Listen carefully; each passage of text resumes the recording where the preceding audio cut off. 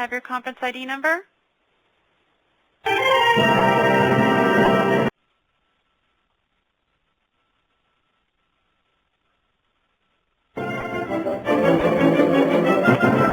For more information. Good day, everyone, and welcome to ISA's web seminar, CSE PE Exam Review, Part 4, Control Systems. The seminar materials include a downloadable presentation, a question and answer session, and a Zoomerand seminar survey, which will be sent to your email box to complete immediately following the presentation. You earn 1 PDH for attending. Also, as a note to attendees, this seminar will be recorded. Today's seminar is 60 minutes in length. There will be 3 10-minute question and answer sessions. As a participant, you're in a listen-only mode. You may ask questions via the Internet using your keypad at any time during the presentation. However, the presenter may decide to wait to answer your question until the next Q&A session. If you have audio difficulties, press star 0. Questions will be asked via your telephone line. Press star and the number 1 on your telephone keypad to ask the question. If there are no other callers on the line, the operator will announce your name and affiliation to the audience, then ask for your question. If other participants are asking questions, you will be placed into a queue until you are first in line. While in the queue, you will be in a listen-only mode until the operator indicates that your phone has been activated. The operator will announce your name and affiliation, then ask for your question. We will now begin today's seminar with a brief introduction of our speaker, Mr. Wilbanks. Gerald Wilbanks, PE, is Vice President of Documentation and Engineering Services, DES, in Birmingham, Alabama, and has over 40 years of experience in control systems, engineering, personnel management, quality systems consulting, and instrumentation design in heavy industry. His experience includes the chemical, pulp, and paper power and manufacturing fields. Prior to performing DES, he is associated with Rust Engineering and Union Carbide. He is a registered professional engineer in 4 states, a member of NSPE, ASQ, and International former President, 1995, of the International Society of Automation, ISA. Gerald is a graduate of Mississippi State University with a bachelor's degree in electrical engineering and was recognized as the Engineer of the Year in 1991 by Engineering Council of Birmingham. He is a Distinguished Engineer Fellow of MSU and is a Life Fellow member of ISA. He has served as an instructor in many courses, seminars, and other educational sessions for ISA in his own business. And now, Mr. Gerald Wilbanks.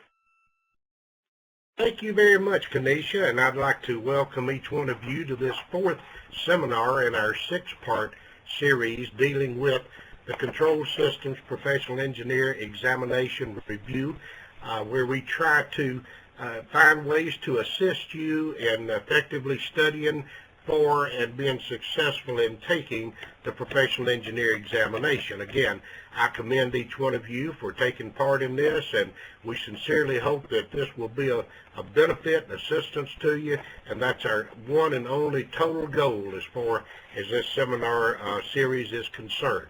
Today, we're going to look at a domain dealing with control systems, talk about applications, functions, documentation, some of the standards that are used. This was formerly a 2-domain topic. It's now 1 domain, but it comprises about 22% or about 18 problems of the 80 problems that are on the exam. So it's a very important part of the exam, and we'll need to move through this because there is a lot of material that we'll cover in a relatively short period of time today, because as each of you know, there's entire books written on this topic, and many different authors have contributions in this field. So we'll go through this rather rapidly, and maybe you can identify areas that you're strong in and others that maybe you need to do some work. We're going to talk first about control loops, a little bit what is a loop, controller actions, talk about proportional integral derivative, and a little bit about the characteristics of the controllers and how they come into play. If we go back to where we really began with some of this class that we've had, we talked about the process and disturbances that come into the process, which gives us cause to need to have process control. And we do have different variables that we measure and or control as far as certain guides for the effective and efficient operation of the process. And in doing so, we do get involved with what's called a controller. This controller, I guess you'd call it generically, may be a dedicated, unique electronic or even a pneumatic controller, or it can be a part of a programmable automation system, programmable electronic system. But in any event, it is the device. It is the key part of the intelligence of our system that gives an output and manipulates certain variables into our process to compensate for and to mitigate for the disturbances that we have within our particular process that we're trying to control. So that sets the stage for our loop that we're talking about that we've also looked at previously, but we're going to be taking control variables. We measure these variables, get that information into a situation that we can employ a controller, and the controller is the main intelligence that compares the set point to the transmitted signal or intelligence coming into our particular process, and then we generate an error based on the deviation from set point and the effects of the design mode. So this is all that we're trying to look at, that output that goes to the final control element and in turn does manipulate some variable into our process. So today we're going to be focusing on control loops, how these go together. We've talked about measurements before. We'll talk about final control elements a little bit later, but we are going to be focusing on this part today. First, let's look at controllers, the actions and the modes. And again, we're talking about controllers here without respect to electronic, pneumatic, digital, programmed, dedicated, or what kind, but mainly the control function itself. And what we want to do today is take a look at the different actions that you might have on your controller. What about proportional, what about integral, what about derivative, our classic components of our control function. So we're going to be looking at that today. We are in the series that we're looking at as far as the exam is concerned. We're vitally interested in the process and a lot in basic regulatory control, basic regulatory feedback control, where we measure a variable, we sense an error, we compensate for that.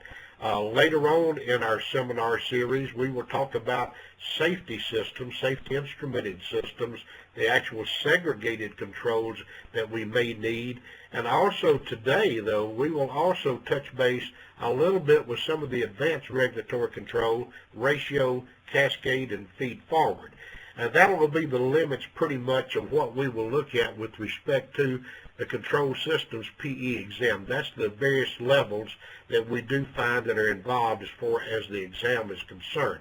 So we're looking at basic regulatory control right now as far as what our process might be involved with. If we take a controller and we say, well, we're going to apply this controller to our process measurement, and we do have the intentions of comparing a set point with a process measurement and generating a corrective signal. Now, the set point that we're talking about may be entered by the, of course, by the operator, by the operations engineer, or whoever's involved there, or it may come from some computer calculation. It may come as an output from another loop that's done a calculation, or it may be the output of that loop as far as cascade is concerned. But in any event, we do have a set point. We do want to compare that with our measured variables, and then looking at some algorithm or control law within the computer, our intention is to generate an output of just some final control element, which could be a control valve, variable speed drive, variable frequency drive, or any number of final control elements that we might have. So how do we select? How do we use this? What's the parts of this controller that's key to our control loop? That's what we're looking at today. What are the algorithms? First of all, how do we want this controller to act?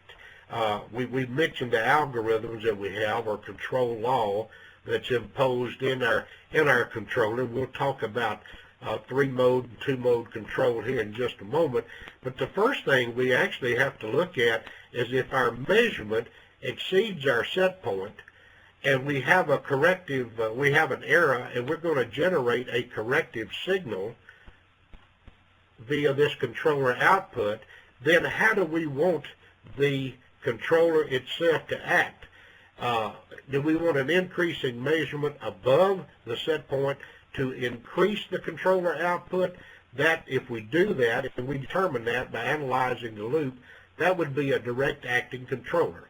An increase in measurement above set point causes an increase in controller output. Or an easy way to remember that is just increase, increase. And that is a direct acting controller. And we have to determine that as part of our the selection of our control function for a particular control loop. Conversely, we have the same situation if we want the measurement increases above the set point. Again, we want a decrease in controller output. This gives us a reverse acting controller.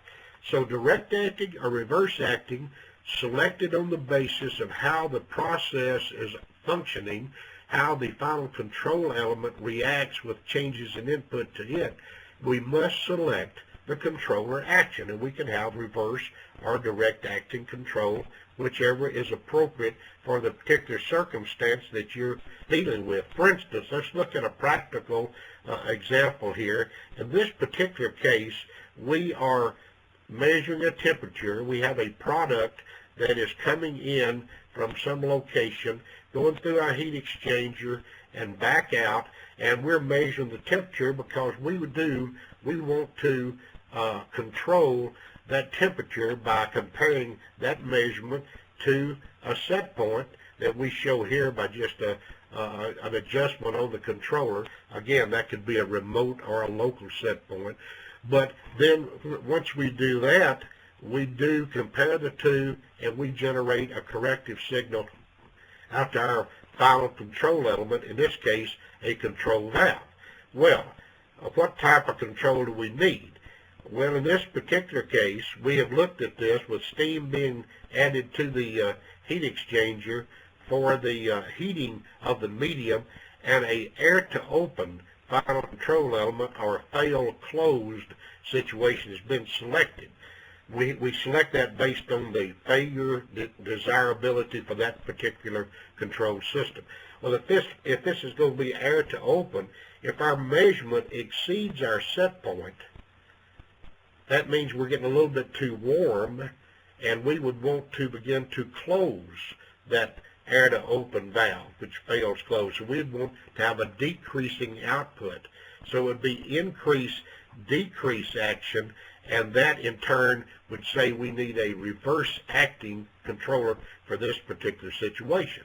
Now, depending on if this was a cooling or a heating process, is it pressure level, you go out into the field, you might say, at your final control element, work with the failure action of that particular device, and then say if I have an increasing measurement or decreasing measurement, how do I want that control valve or that final control element to react?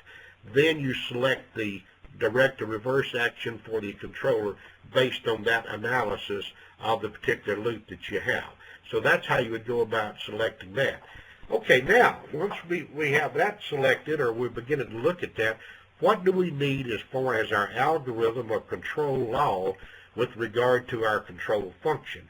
Here pictorially, we've set up, we have basically like a faceplate of a controller, and on this particular device, we have a set point adjustment. We have an indication of that set point. We have the process variable, and we also have an indication of our output to our final control element. And in this initial setup for a controller, we're going to choose a proportional only control with a gain adjustment. Everything seems like it has to have two different names to keep everybody loose. So this is proportional only, but we have a gain adjustment. The gain we can set at 0.5, 0.75, 1 1/4, 1 3/4, or 2. And basically what this particular gain will do, it will look at the error. Now, the error being the difference between set point and measurement. So we have an error. And then depending on a direct or reverse acting controller, we will get a resulting output, that change rather, that's equal to that gain times that error. For instance, if that error magnitude is 1 milliamp representing some process value, then the output of the change in output of the controller would be K sub C, which is the gain times that error, and the resulting final output in a simplified form would be K sub C times E plus the bias, which that bias actually is the last controller output before the error came into being. So it makes that change, and then if that error does not continue to change, then it will not change the output any further. So the proportion-only controller changes the output in direct proportion to the error, the magnitude of the error, and you have, and different devices have different settings, but you have in some devices a proportional band, and others is called a gain.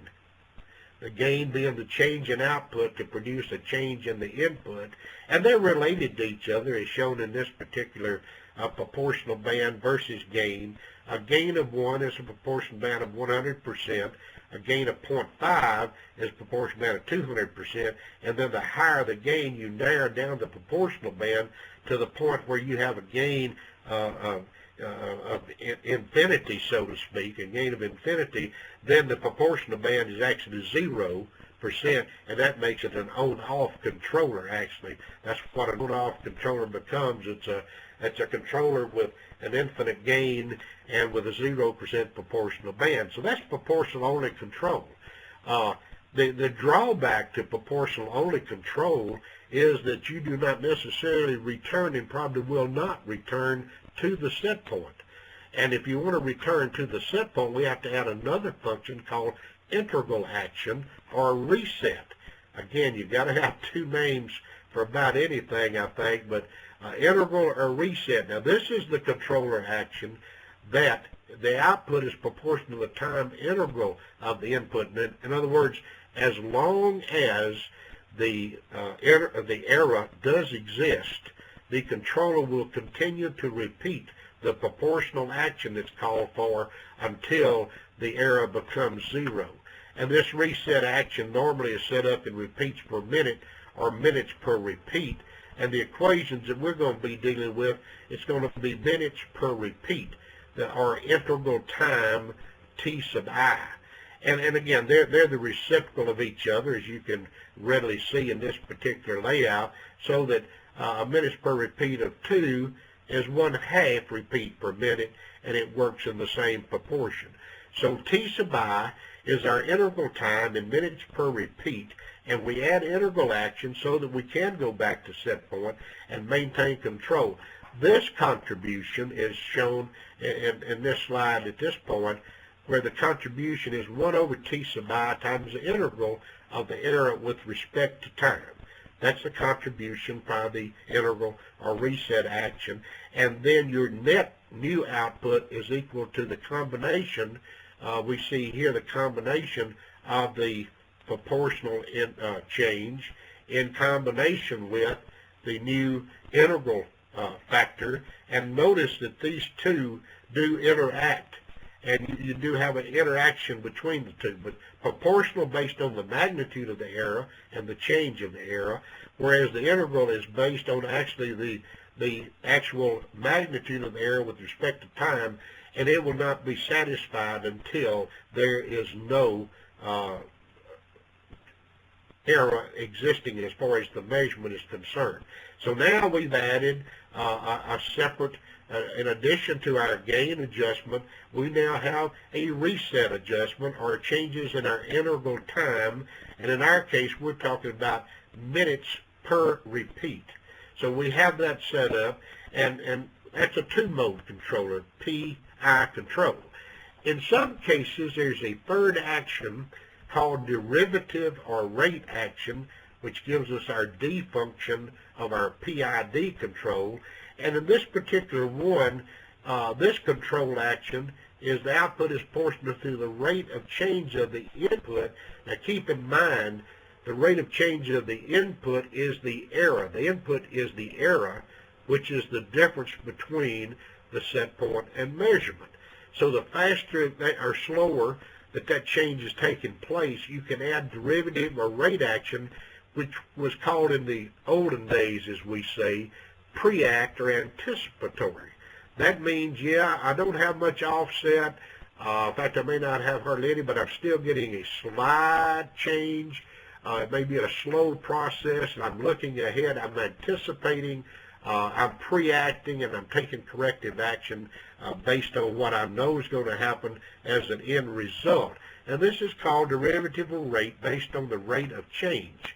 So the rate control contribution to our controller output now becomes a T sub D being our derivative time times the rate of change of the error. And again, you can see in this little graph, this is the rate of change that we're looking at. And again, that is the error signal. Now that means if you have a noisy process or a very fast process, derivative not only is not needed, it can be bad for your control situation. So you don't need, derivative is not a magic bullet. But when you add it all together, if you do have a three-mode proportional plus integral plus derivative, we take the contributions from the derivative or the rate function, and we do end up with a situation here where our new output is equal to all three factors, K sub C times E for the proportional only, plus K sub C over T sub I times the integral of EDT for the integral or reset rate, and K sub C times T sub D times the rate of change of error with respect to time. And when you set this up, you are in a situation where you have gain, reset, and rate adjustments for your PID control. Again, derivative is not the answer. In fact, it can be very detrimental to your operation. On the exam, you probably need to be aware of some of the pros and cons that we went through here in this part. Proportional is simple, pretty stable, easy to tune, and the main drawback, as I mentioned, as far as the drawback, it does have a steady state offset, okay? Proportional plus reset, that's where you get no offset. You go back to set point. It has better dynamic response than reset alone, and the two-mode control is used probably in 75 to 80% of the control loops that you will see in most industrial processes. You can do proportional plus rate. You can, of course, do the three-mode control. Keep in mind, though, on the three-mode control, it is the most complex, most difficult to tune. If you need it, it can be the best control, but if you do not need it in a noisy or a fast-changing process, it can actually send you out of control. So we need to keep that in mind in applying these particular ones. Now, what we try to do is look at the process and see the dynamics of the process. In other words, we try to check the dynamic response and then suit the application of PID and the settings to match up and to mediate or take care of the process dynamics. The process dynamics of the loop, as we've talked about going along, can approach a dead time plus first order lag. This dead time and first order lag comes not only with transport phenomena, but even heat transfer, lags of the transmission, pneumatic compressibility maybe in airlines, mechanical stickage and slop and final control elements. But what you really want to look at for each individual loop, if you make an input change into that process, you change the position of the valve, how does the output respond? And that gives you an understanding of what is the dynamic response of that particular loop.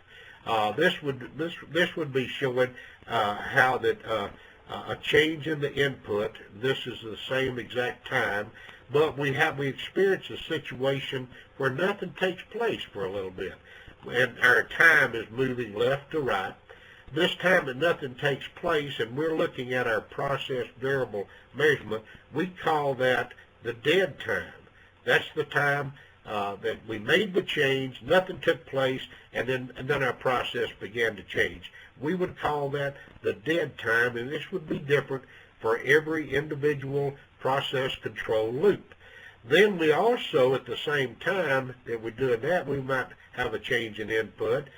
We might have a dead time. Maybe we don't have very much dead time. But now we want to look for another key contributor in our output, and that's our first time constant. And that is the time that the process takes to go from the initial value up to 63.2% of the final process variable value, and that becomes our first time constant and becomes part of the dynamic characteristics of the loop that we look for. For instance, let's just look in a mechanical situation. We have a tank here, a vessel. We have maybe 20 gallons a minute coming in, 20 gallons a minute going out, and the level is sitting there in the tank. But somebody comes along, or some operation comes along, and they change this input. And that's represented here at time 0. And then we start looking at the output, and as the input changes, of course, the level will start going up. It will start building up naturally within the tank itself, and we have to, as this level rises in the tank, what's going to happen to our output? Well, as the increasing head level on this valve becomes larger, then the output will become larger, and we will settle out, our output will settle out at some final value. And in probability and statistics, there are different time constants. We're only going to be concerned with the first time constant, not the second, third, or succeeding time constants. We're looking at a simplified version of the process control response for that particular loop. So in other words, our response might be like this. This is a case where we varied the inlet steam to this heat exchanger, and we looked at the outlet temperature we're measuring, and it responds like this.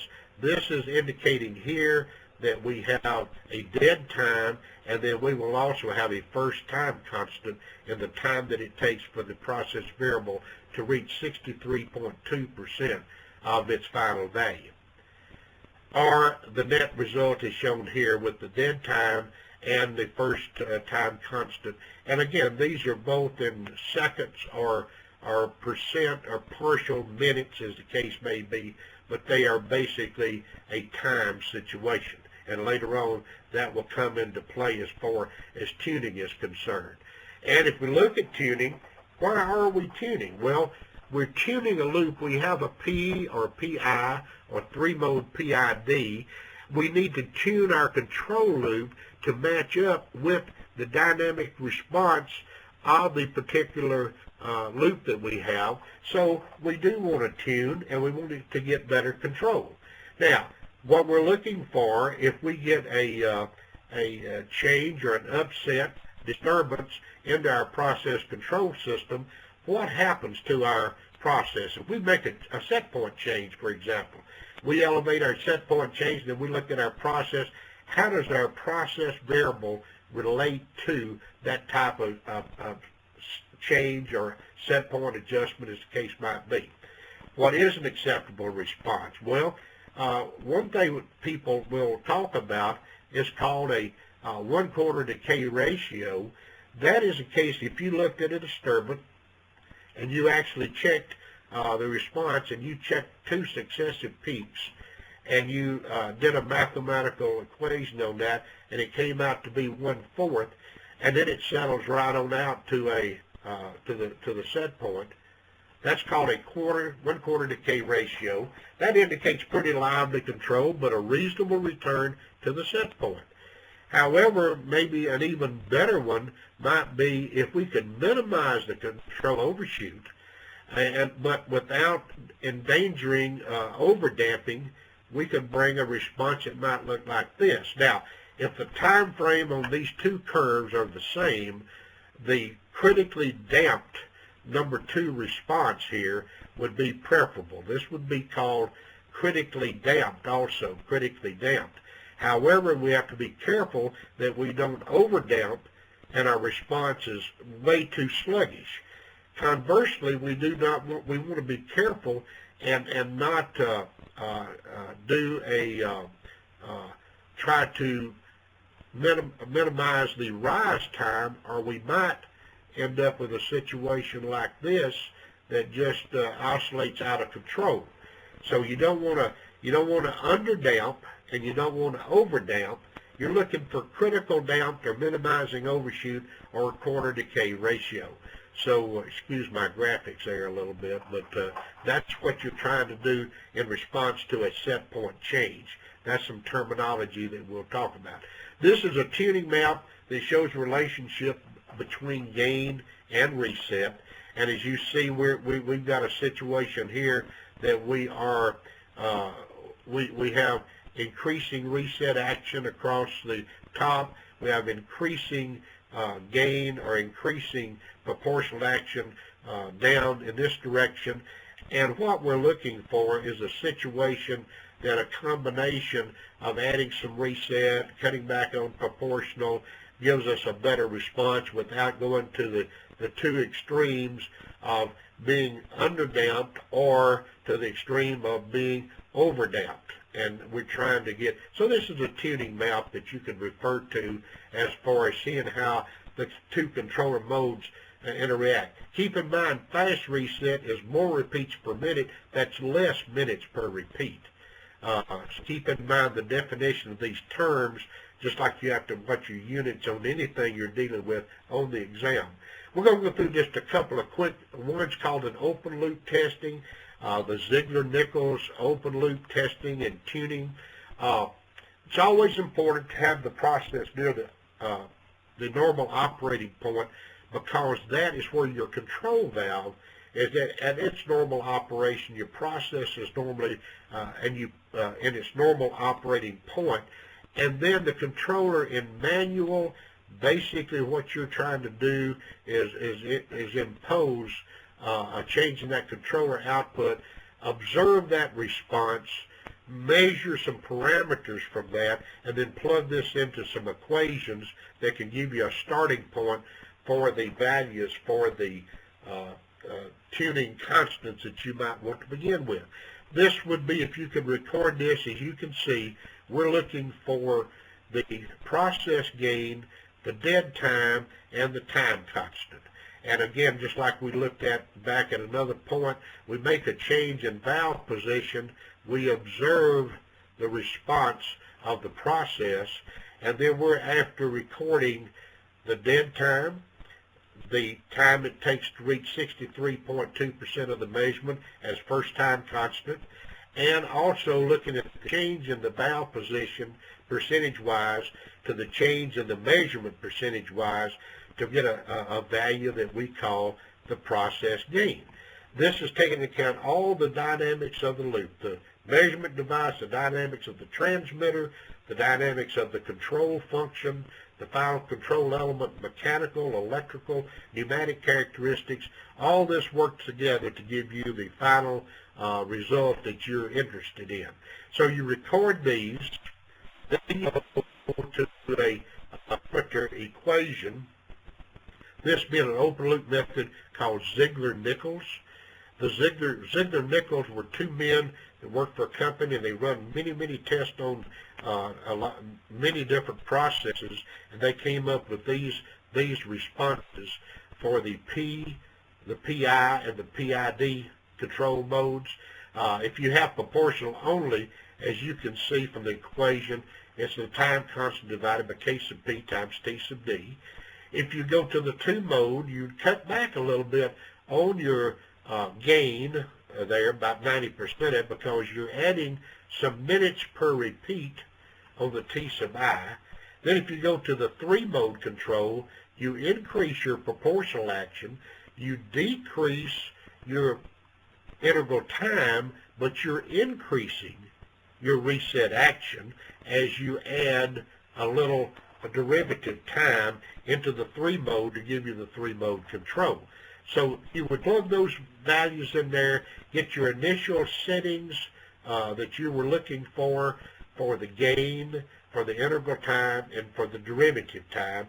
Then you would try that in your control loop and then make your adjustments on the fly as you need to make. So it gives you a good starting point, though. The problems that you might have is sometimes is in estimating the actual values from the curve you have. You've got to estimate those, particularly the dead time, may be hard to pick up. It is a simplified form of the process model.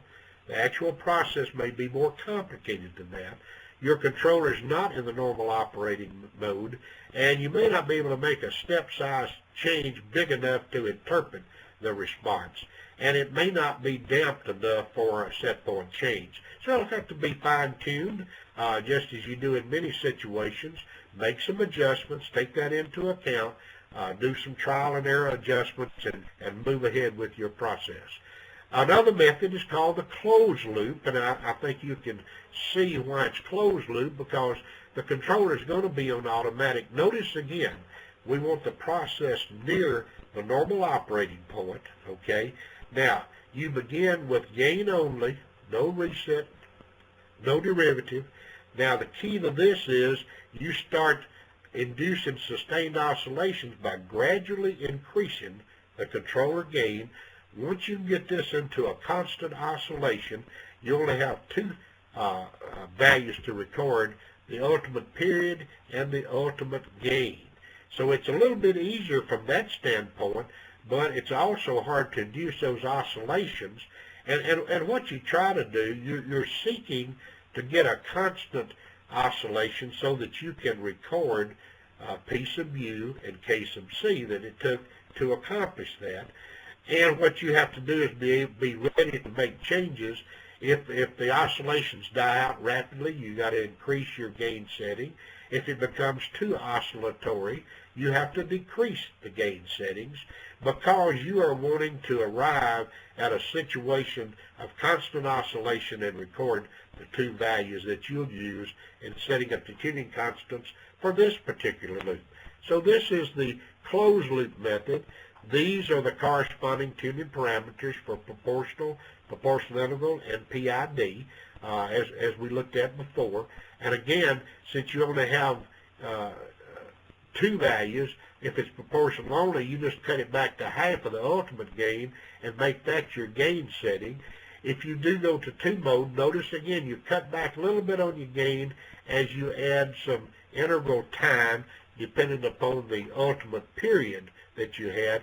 And then if you go to the 3 mode, you kick your gain back up some and you reduce the minutes per repeat, which increases your interval time as you add the 3rd mode derivative if it was to be needed for your particular loop.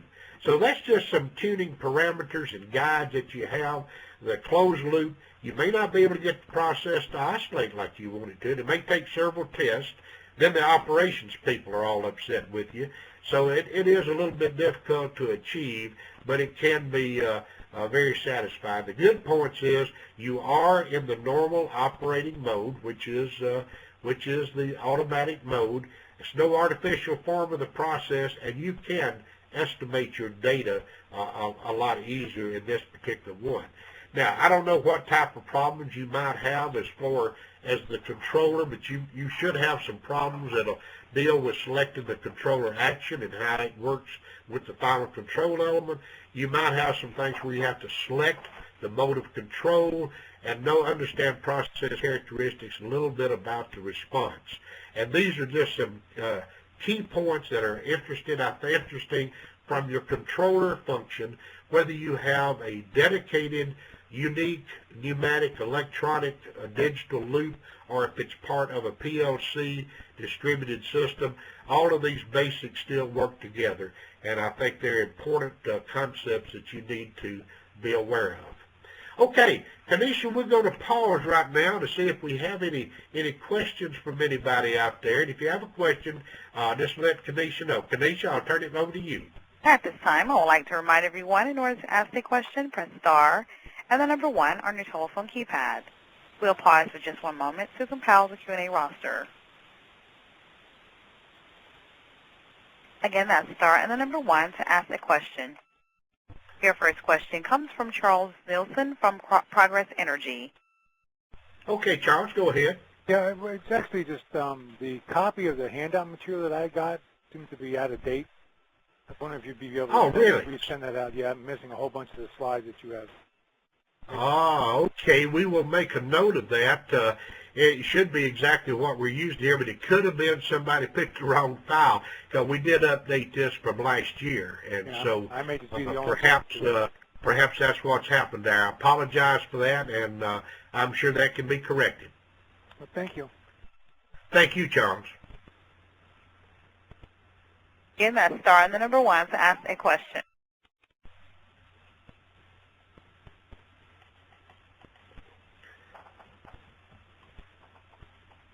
There are no further questions at this time. All right, thank you, Tanisha. We'll move ahead now to an area that you will need to be aware of. I don't know how many direct questions there may be with respect to documentation, but I know there's standards involved and there's other types of symbology that may come into play. And if nothing else, you will certainly need to be able to read certain documents and understand what the documents are calling for, or you may have to interpret certain documents and elaborate on what action is taking place. So let's talk about the primarily a process and instrument diagram, P&ID as we refer to it. Some people call this piping and instrument diagram. Other people process and instrumentation diagram. You'll see them called engineering flow diagrams or whatever. This particular one we're looking at here is a very simplified or shorthand type of presentation as far as the P&I is concerned, where we indicate we're measuring a flow and controlling it with a valve by shorthand symbols. It does not have tag numbers on the devices. It does not show locations on some devices, but you can see the function and you can understand this is a field-mounted pressure indicating pneumatic controller, throttling a control valve, venting off of this particular tank. This is a level control loop, again controlling the valve into another tank. You will need to know this. All of this comes out of ISA standard S5.1. And 2009 is the latest issue of that, and you will be seeing that on the exam. You will get, I'm sure, part of a P&ID, and they will ask questions about what's going on with certain loops and what happens if you make certain changes in those loops. So you need to be very familiar with 5.1. You need to understand it. You may need to have a copy of it with you, or perhaps you know it well enough that you understand how it's put together, and that F is flow.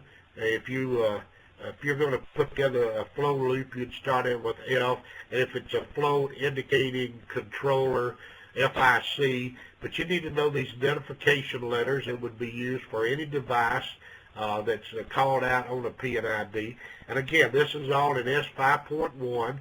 The identification letters, and these are set up, very logically, where you have a first letter, and you can have a modifier or succeeding readout, output, and modifier, and these are put together. And also, you have noticed that you have some variations off of this. For instance, you will see where you have some users' choices in there, and that means that there's no such thing as a mandatory P&ID.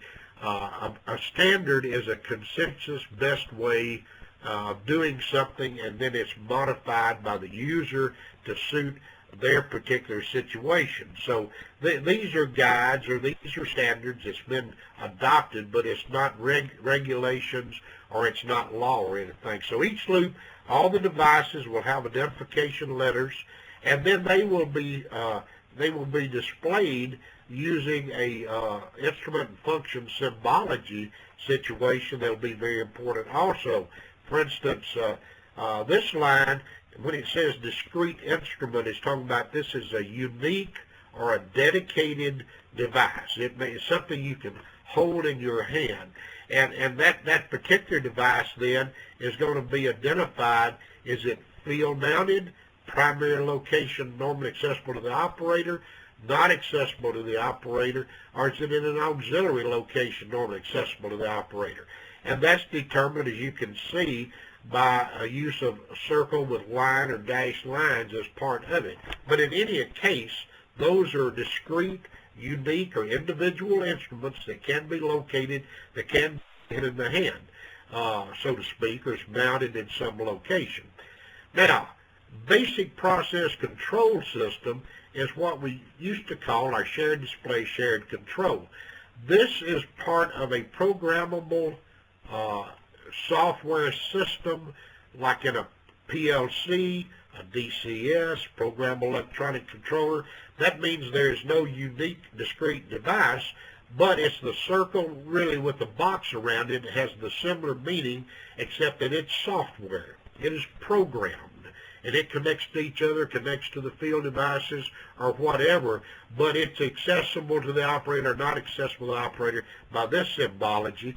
And then the real new thing in 2009 was the safety instrumented system designations that you can see here that was added in 2009, and the symbology is like this, and this is displaying the fact that this is part of a segregated safety instrumented system that's for the protection of personnel or equipment or something that's very severe, has gone through a hazardous operations review. It is a segregated safety instrumented system. And then the other part of the symbology here for the types of symbols might be like for a computer function, which might be modified in some form for some computer operation in the area that you might want to designate. So the general instrument or function symbols are very important.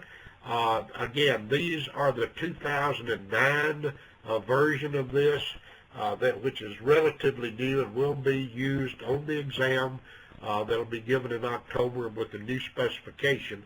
So you need to be very up to date on 5.1, or you need to have this standard with you, for example. Most of the connection symbols have not changed a lot.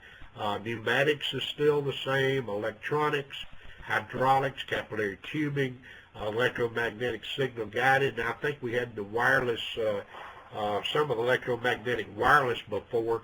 Some of the key, I think, changes has been in the area of the communication links, particularly down here where they actually put to and from intelligent field bus devices, and again, some links between two systems. And I would refer you to S541 for more detailed study on that, again, the 2009 version. But the connections between the process and the control, or the transmitter, and the connections between transmitter and the particular control device are real key, and we ought to understand that. Of course, the fine solid line is our connection to the process, or impulse leads, as they're called by some people. So you need to be very well up to date, versed on this, because you will have to read and interpret some symbology on this type of documentation.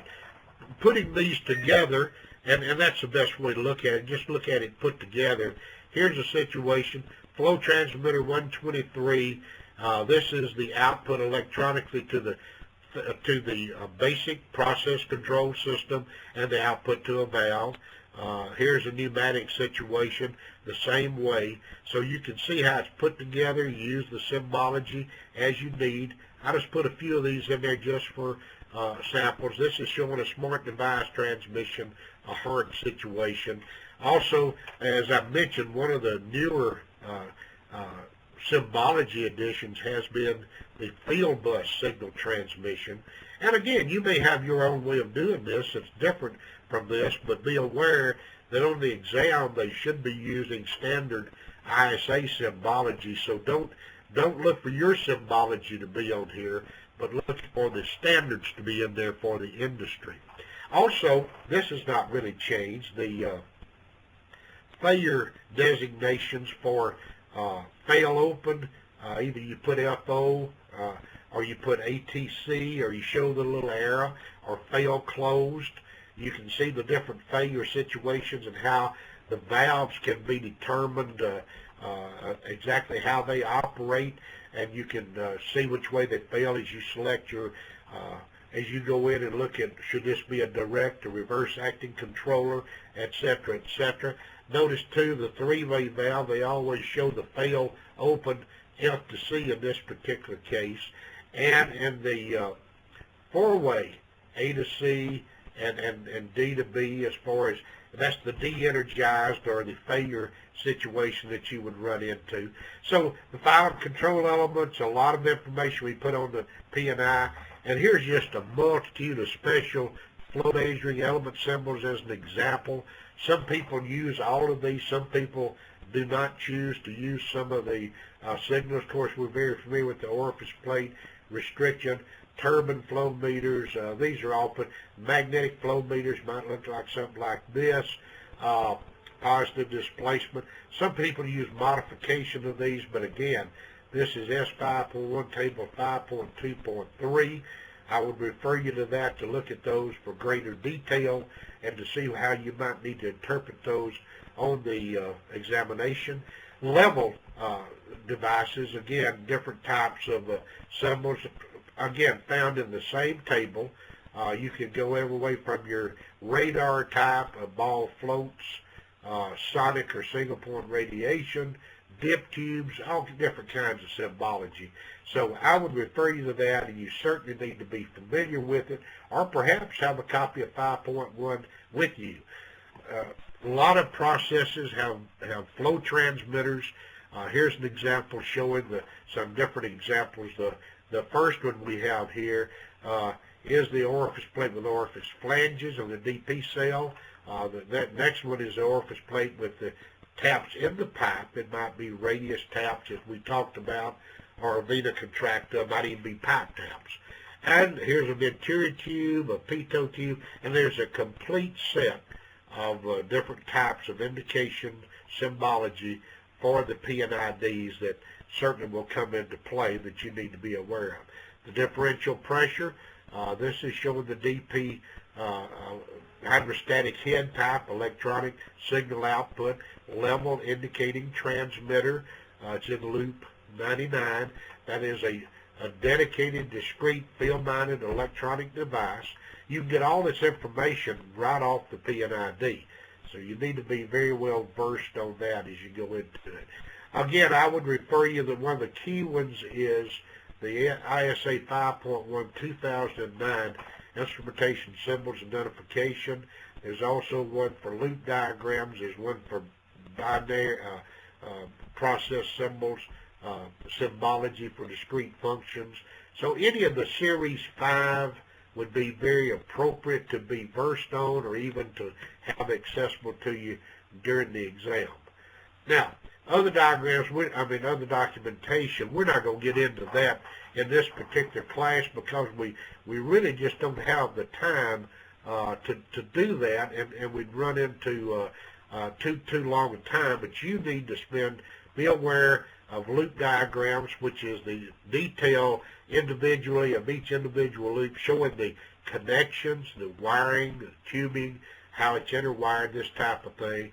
Process flow diagrams are a big picture that generally we translate into a P&I. Of course, instrument list, installation details, piping specs, any of those could come into play on the exam with certain questions related back to them about either wiring or installation problems, because you will have a lot of practical questions dealing with installation, dealing with actually how you set it up, and trailing all the way back where you have to know symbology. You have to understand what is being depicted so that you can interpret that and answer the question. So all the symbols and documentation are important. I don't know how many questions you may have directly on the documentation, but certainly you may have to interpret based on what you see in a particular drawing or diagram. So what we're presenting here that you would be involved with on the exam, control systems are documented in a logical and standard manner. There is a set of ISA standards that are used. Most companies or corporations or production facilities develop a modified set of symbols that they use for their work. Each drawing has a specific purpose, conveys information, and on the PE exam, they will be checking you to see if you can interpret these drawings or you understand what is the function and how does that carry forward as far as engineering work is concerned. The P&I is probably the central most important document. It's the roadmap to the process. It shows, and you will have, they might give you a part of a P&ID or a small P&ID, and they might have 2 or 3 problems keyed off of that P&ID where they give you certain variables and certain values of parameters and say what happens when this happens, what happens when that happens. And all of our calculations and device selection, they're based on documents of the system function. So it's very important that documentation be understood, and it's a real key as far as the PE exam is concerned, so you need to be aware of that part. Okay, Kanisha, let's pause again for a few moments and see if we have any questions at this point also. Again, if you would like to ask a question, press star and the number 1 on your telephone keypad. We'll pause for just one moment to compile the Q&A roster.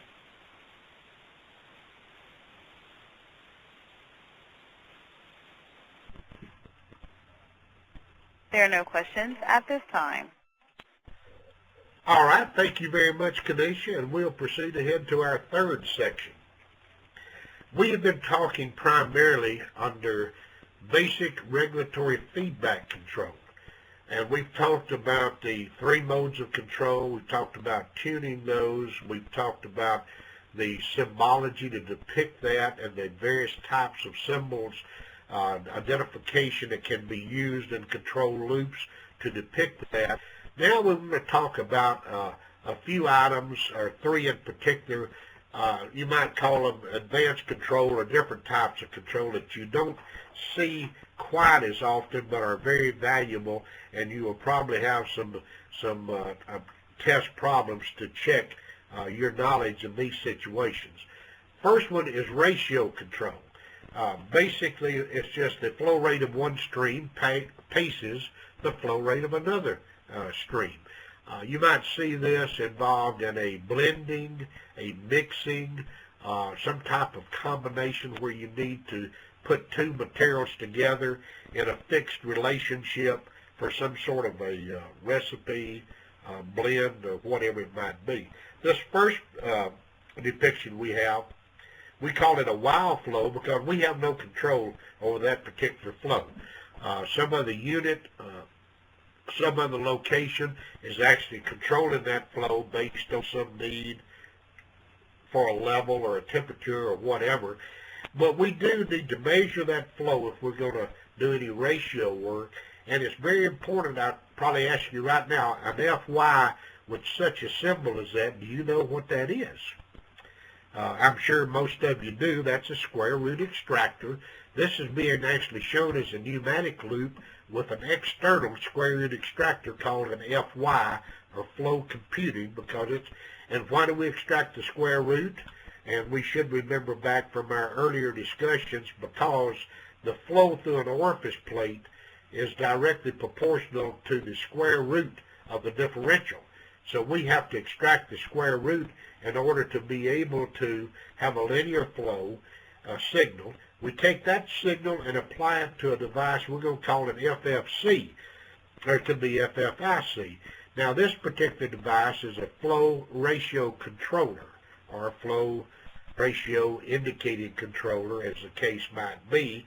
And we have another flow rate that we're measuring, and we're extracting the square root of that to linearize that situation so that we can compare these 2 flows together. And what we actually do with a ratio control is we input a ratio setting, be it 0.5, be it 0.75, 2.0, or whatever.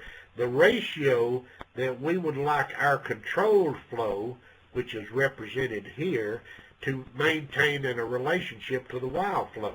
As an example, let's just say that our wild flow is 50 gallons, 0 to 100 gallons a minute. It's running at 50 gallons a minute. We want our controlled flow to be 1/2 of that at all the time. So we would go in and we would set a ratio up of 0.5, or be our ratio setting would be 0.5, and that would say 0.5 would multiply times the 50 gallons a minute we flow and give a set point of 25 gallons a minute, and that 25 gallons a minute would be the set point for this flow, and this output would throttle the valve to maintain that in an exact 50% ratio. So that's a ratio control example of one way that would be done with a manual setting and a wild flow.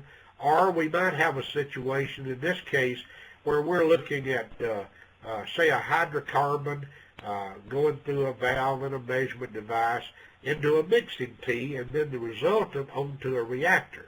In this particular case, we have some other component, air or whatever, that we want to maintain in a fixed relationship flowing into that tee based on the actual flow that we have of our main line up here, which we are controlling.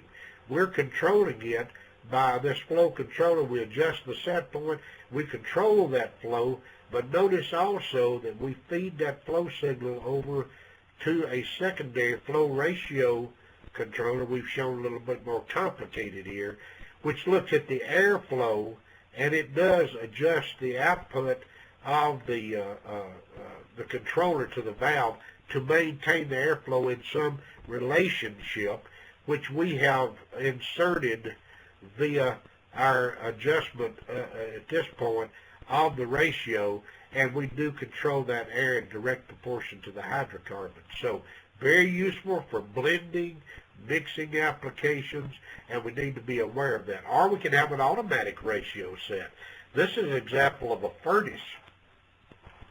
We are interested in the outlet temperature of the material flowing through the furnace. We're bringing some material through this furnace, and we're taking it on out and going to some other operation there. We're interested in the temperature. And you say, well, okay, we've talked about this type of thing before. We'll have a temperature controller and we'll throttle the fuel valve. Well, in this case, we really don't, we maybe don't want to do that because we've got some header problems that we're dealing with. So we're going to actually measure the flow. We'll put a valve in that line and a flow controller, and we are actually going to adjust the set point on that flow controller, and the flow controller is going to look at what is my flow rate, and it's going to maintain that flow depending on if I need more or less based on the temperature going up or going down.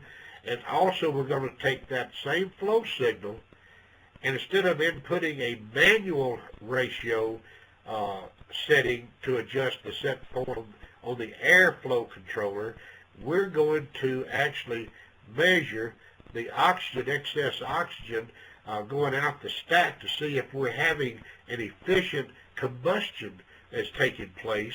And the output of this controller is going to, if you will, it's going to adjust or trim this fuel setting to adjust the ratio setting for this flow controller that we're using to adjust our airflow. Now the airflow is being measured, as we can see here. It's being measured, transmitter, linear signal again, and here's our damper in that line. So we may say we need more fuel because our temperature has dropped down a little bit. The temperature indicated controller will raise the set point of the flow controller, which will look at the flow and increase that fuel flow to a little bit. But at the same time, we're looking at that fuel flow, we're saying, yes, but we have more or less excess oxygen, so we want to drive that back down a little bit or drive it up a little bit to modify the usage of the air with our fuel to get an effective and efficient combustion. So this is an example of an automatic ratio set. And it's still ratio control, but we're not manually setting the ratio. We're adjusting it with an automatic situation. So that's just how ratio control can come into play. And one thing we sort of introduced right here also that I didn't mention, I will at this point, when we have the output of one feedback controller adjusting the set point of another feedback controller, that's not unusual in our control function, and it has a separate name which we call cascade control. And the cascade control is defined as the feedback controller setting the set point of another feedback controller, which we just looked at. And that is shown in this particular one, where our temperature is our primary concern. That's our primary control variable.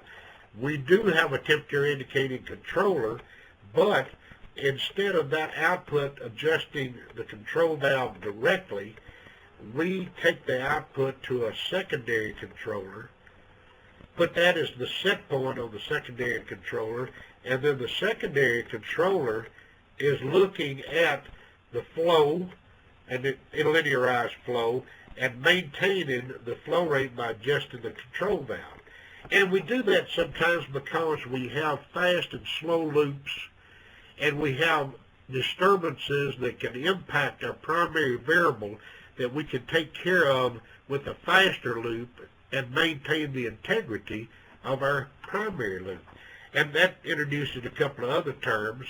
The temperature is our primary controller. In this case, our flow is our secondary controller. And if you begin to look at this as far as a process, here's where you would use this. Our primary control in this case is our temperature. We're back to our heat exchanger. We're looking at our process flow out. We have temperature transmitter, we have temperature controller, and we're controlling the steam going into the heat exchanger to maintain that temperature. This was a controlled situation that we set up earlier. Will work just fine in most cases. But in this particular case, we have a severe situation where we get drops in steam header pressure due to downstream disturbances or people opening and closing valves on this steam header so that header pressure can go up and down. Now, if I ask you to tell me, and I think you would understand, if the header pressure, steam header pressure inlet to this valve drops down, becomes lower, it drops from 150 psi to 140, 135 psi, what is going to happen to the magnitude of the steam flow through this valve?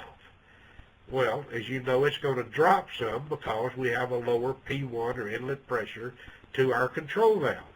Well, if we have not called for any drop in steam flow, but we get a drop in steam flow to the heat exchanger, there'll be a period of time it'll drop off. Then we have the heat transfer coefficient between the shell and the tube within the heat exchanger. We have transport phenomena. We have things going on, and here's our cold process coming in and going back out. And it may be a period of time before we actually can see that we have a change in temperature and change this output to this controller.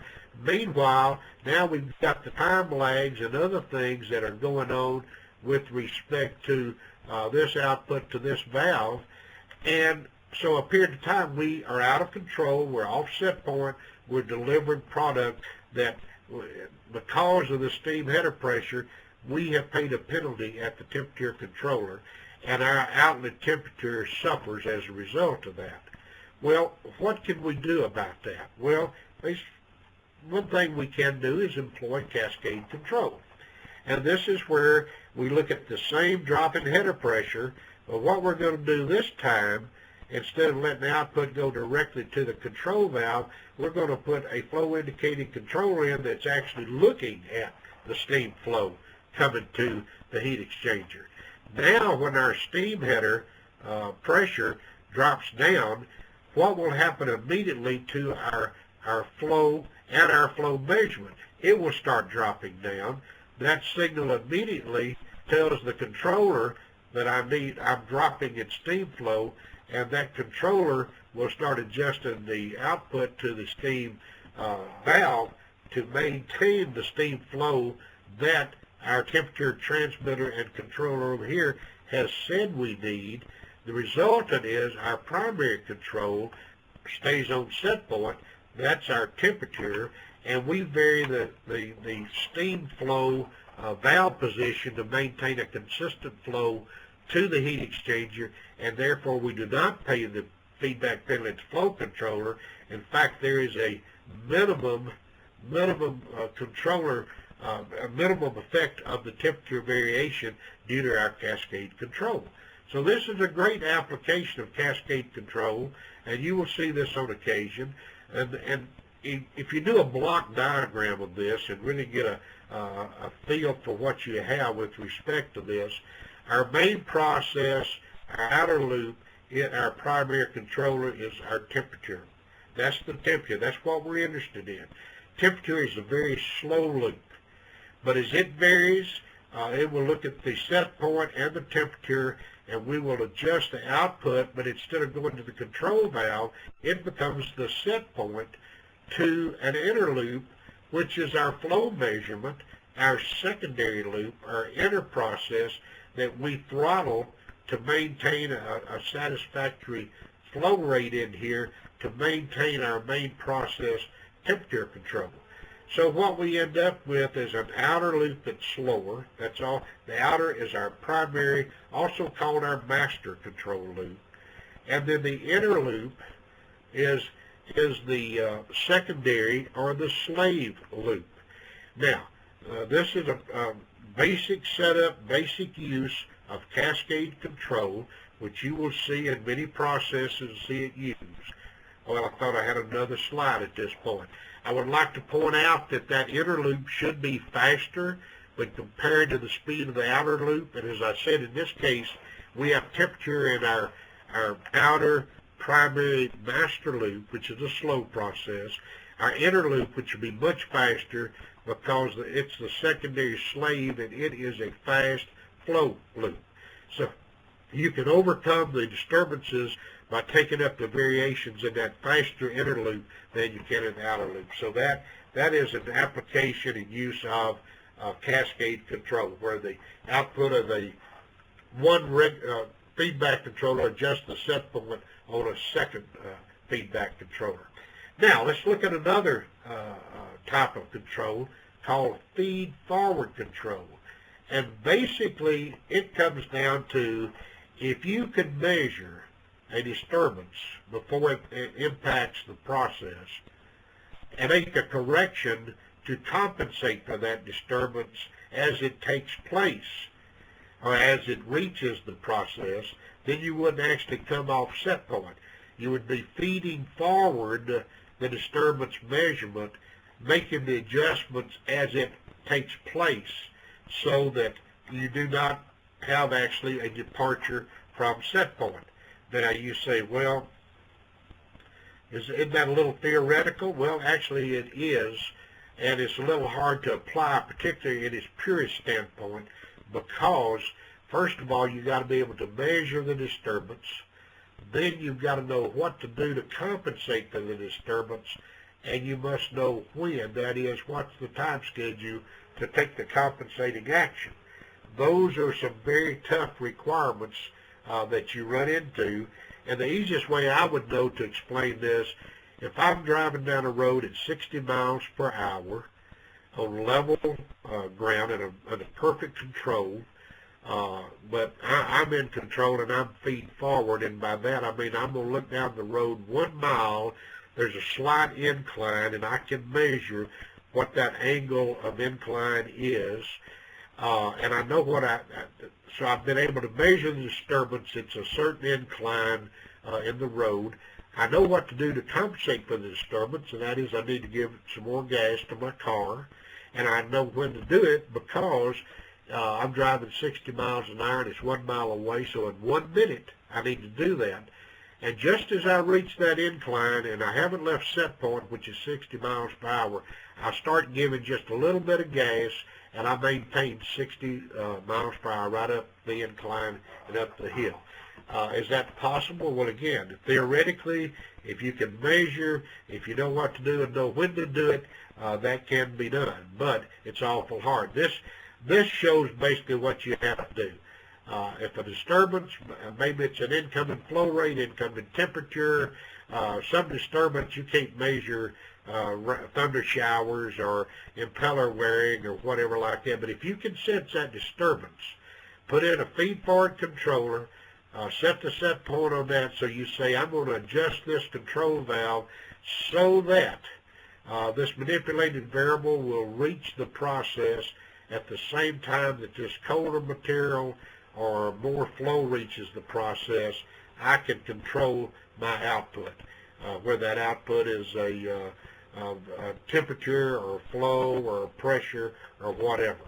And by the same token, if we could measure all disturbances involved in a process, then no process variable would ever depart from set point, because you would compensate for it at the moment that the disturbance takes place. Again, is that possible? Well, theoretically, but let's look at a couple of modifications to show you a situation where it could help out. Let's take our heat exchanger, the one we've been dealing with, and we're looking at our steam coming in through a steam control valve. Before, we measured the temperature and adjusted the steam valve to maintain the temperature of our liquid coming out.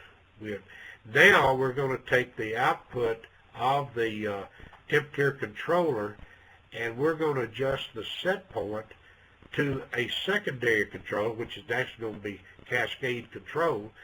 This secondary controller is actually computing the BTU input because it is that is required for the process, because it is actually measuring the inlet liquid temperature and the inlet liquid flow, and by using the changes in the enthalpy and specific heats and the difference between the inlet temperature and the set point, it can actually calculate a BTUs required and adjust that by manipulating the set point to the steam valve over here to put enough BTUs into the heat exchanger to compensate for increasing flow, decreasing temperature, decreasing flow, as the case may be. This is a case where we are using feed-forward control in combination with conventional feedback and cascade control. So therefore, it can be achieved and can be used in some cases based on the particular process that you have, but probably not feed-forward in its purest form by itself. But this would be a case of application for feed-forward control, as an example. A couple of quick slides here dealing with level control strategy, at the same time introducing a functional type diagram. This diagram functionality symbology is contained in 5.1. This is used many times to depict the function of a control loop to serve as a communications effort between the engineer designer and someone that's configuring or programming the particular loop. This is showing our steam. This is boiler steam drum level control, or boiler feed water control. We're measuring the drum level, and then we apply that to a device that looks like this, and you probably can guess that this is a two-mode controller, and what we're depicting here is actually the control mode that accepts the set point. This is the set point, compares that to the actual process variable, and then the error is applied through a two-mode control algorithm to generate the output, the automatic manual switch, out to a feed water control valve. Okay, that's a single element boiler drum measurement and feed water control. Depicting this as using a functional type symbology that is available, and it is included in S5.1. And if you say, well, that wasn't too complicated, well, it depends on how you look at it. This is the three-element boiler drum feed water control. And in this particular case, now we have integrated not only the steam drum level, but we're looking at the steam outlet flow from the drum as well as the feed water flow. And basically our feed water control is what we're controlling, and we're taking it again through a controller, a two-mode algorithm, and the output again going out. But we're adjusting the set point and maintaining drum level, but that output is actually being summed by looking at the steam flow and using that as a trim, if you will, or with a summer to say, okay, we've got more steam flow going out, so the shrink and the swell in the drum is going to give us a problem. So we modify that set point going to our feed water flow control, and that does actually adjust our feed water control valve in proportion to not only maintaining a steam drum level, but adjustments when you have a lot of steam flow increase or decrease and the shrink and swell that takes place in the boiler drum. So you'll see these also in S5.1. I don't know, again, if you would have a question dealing with that, but you should be familiar with it. So some of our key points here we'll go over real quick. We did talk about blending and mixing and ratio control, where you pace a flow of one product to the flow of another product. Cascade control, where the output of one feedback controller adjusts the set point of another controller and can be used to take into account some disturbances that would drastically impact our process variable. The interlude needs to be much faster than the primary outlet. And then feed-forward control can be used with some feedback control to provide correction in anticipation of a coming disturbance. Feed-forward is a little bit on the theoretical side, but can be used in combination. All right, now, Tanisha, we'll pause again for just a moment and see if anyone has any questions they'd like to bring up. If you would like to ask a question at this time, simply press star, then number 1 on your telephone keypad. We'll pause for just one moment to compile the Q&A roster.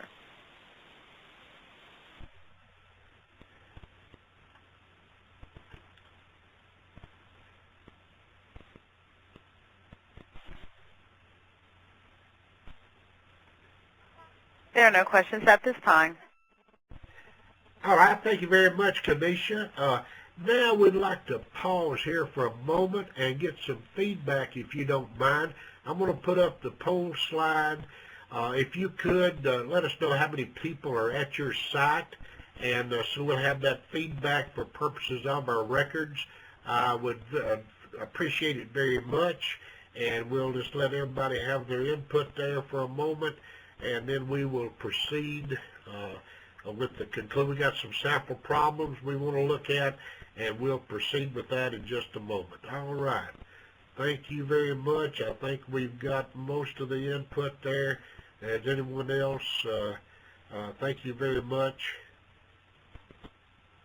And I'm going to try to get us back over to the part that we're dealing with at this point. We want to look at a couple of, well, actually about 4 sample problems, and sort of give you an idea of how some of these can actually, impact you as far as the exam is concerned. And the problems can take a lot of different forms, and it is the situation that they can ask this in a lot of different manners. And I'm trying to get this back up at this point. Give me just 1 second, please. We had a little bit of a hang-up on getting the problems up.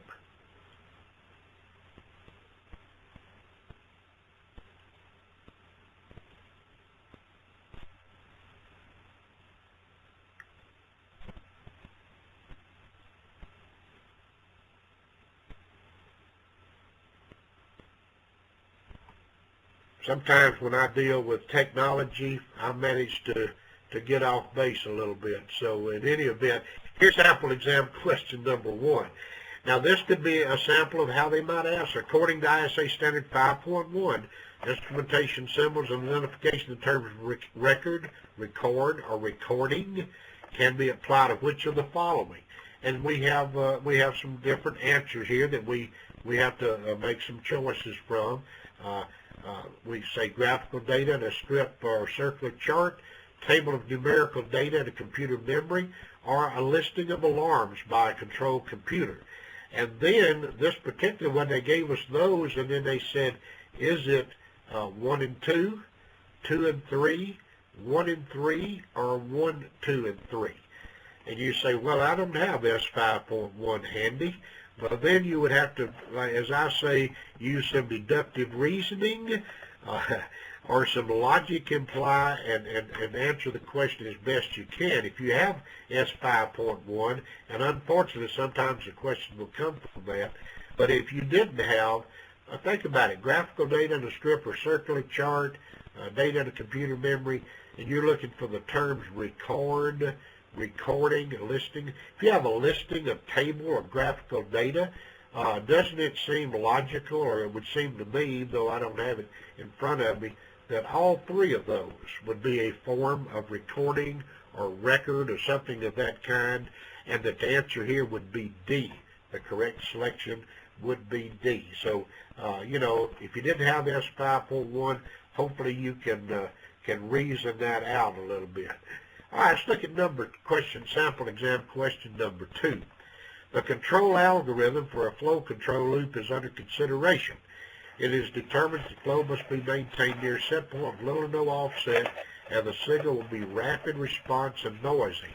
The best choice of control modes for this loop will be, and like most of our questions that we have, it's going to be, well, they all will be multiple choice. Do we need proportional only? What about integral plus derivative, proportional plus integral, or proportional plus integral plus derivative? Okay, now you look here to see which things might give you some clues as far as what the selection might be. It says that we want to be near set point with a little or no offset, but it does say we have a rapid response and it's noisy. Well, if you recall back when we talked about the type of response and control modes, if it's rapid response or if it's noisy or you have a rapid change in that error, the difference between the set point and the measurement, we don't want derivative, okay? We don't want that. And then also, if we want to be back to set point, remember one of the drawbacks of proportional only was that you probably have an offset, so we don't want that situation. So that is give us the answer of C, proportional plus integral, PI, or a two-mode control. Now this is just an example of some ways that they could word problems with many different conditions, give you a scenario, ask you to select the best situation for that particular operation to exist. Number 3, a secondary distribution system is being used to control the heat input to the heat exchanger. It's been determined that a control problem will exist since a varying steam header pressure will be a major disturbance. Define the primary control variable and what control scheme would be employed to provide the best response with the least amount of measured variable offset. Now, if you recall, this is basically our product with the heat exchanger and a temperature control that we played with through most of this session. And so you really have to look at it, and this is demonstrating the way that the problem might be stated. Put it in words with no picture, anything. You would have to be able to visualize this, be able to place this in your mind in a format that you can come up with the proper answer. First, it says, what's the primary control variable? Well, you say, hey, if it's a heat exchanger, the thing we're going to be interested in is the product outlet temperature. But unfortunately, that's the primary variable on choices A, C, and D. So now we have to look back within here and say, how are we going to control this?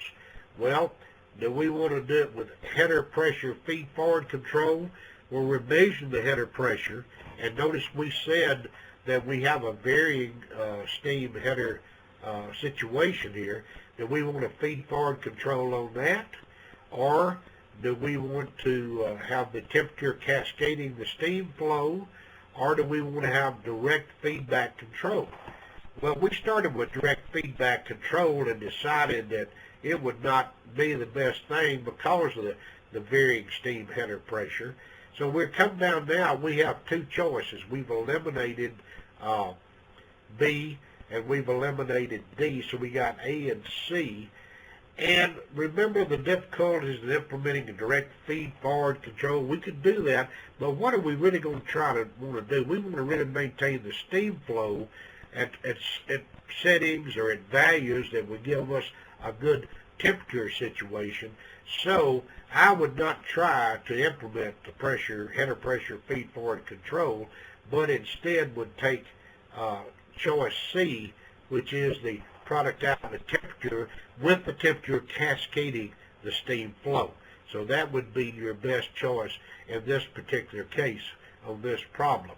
And finally, question number 4, compared to a control loop with no dead time, in other words, pure time delay, but this loop has a control loop with an appreciable dead time tends to require less proportional gain and less integral action, more proportional gain and less integral action, more proportional gain and more integral action, or less proportional gain and more integral action. Okay, you say, well, gee, I don't know. There's just all kind of things I could probably think of there. But I would point out, if we'd go back to slide, let's see, let me find a slide that I would like for you to look at. This will do it right here. Notice our time delay, where it impacts the equations. It's in the denominator for the gain, and it's a direct multiplier for the integral time. So if we go from a lower value of T sub D to a larger value of T sub D, our gain will come down, which would be less proportional action, okay? And as we go to a higher value of T sub D, our integral time would increase. So we'd have an increased integral time, but that's minutes per repeat. That's actually a decrease in the integral action. So we would have a reduced or less proportional action, and at the same time we would have an increased integral time, but that would be a decreased controller reset action there. So if we look at the answer that gives us less proportional gain and less integral action, that will be the correct answer. I think it's easy to see the less proportional gain, which will put you into A and D. But the key point is here, you don't have more integral action, you have a higher integral time, which is less integral action. All right, so the answer would be A as far as this sample problem is concerned. Okay, we're going to start wrapping up here and close out this session. I appreciate everyone being here. We will check about the updating the material that was sent out to you for the class today, and keep in mind that there are other classes that are involved in at ISA as far as information that can be useful for you on the exam. Some of these you probably studied and all. Some of these standards you need to have access to, and I would encourage you to consider ISA membership, which is available and is a very, very worthwhile activity with many types of benefits. ISA does sponsor a couple of certifications, one for the Certified Automation Professional, one for the Certified Control Systems Technician. Those are worthwhile activities for you also. And I would like to again say thank you very much for participating. I hope that this has been a benefit to you, that it will help you out as far as your preparations for the exam is concerned. Thank you very much, and I'd like to wish you a good day. And Kanisha, I will turn it back to you at this time. This concludes today's ISA web seminar. Please do not forget to fill out the evaluation survey found in your email in the box. Thank you for attending, and have a nice day. Would you like a post-conference? All right, thank you. Lisa, are you there? Yes, I'm here.